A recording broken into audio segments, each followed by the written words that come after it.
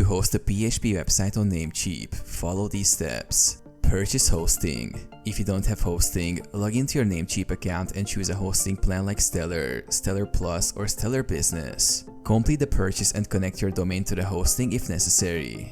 Access cPanel. Log into Namecheap, navigate to domain list and click Manage for your domain. Then click Go to cPanel to access the control panel for your hosting. Upload PHP files. In cPanel, open File Manager under the File section. Navigate to the public_HTML directory, which is the root folder for your domain. Click Upload and upload your PHP files. If you have multiple files, you can compress them into a zip file and extract it in the public_HTML folder. Create a database. If your PHP website requires a MySQL database, go to MySQL Databases in cPanel. Create a database, user, and assign privileges. Edit configuration. Update your config.php file to point to the new database credentials. Test your website. Visit your domain to confirm your PHP website is working properly.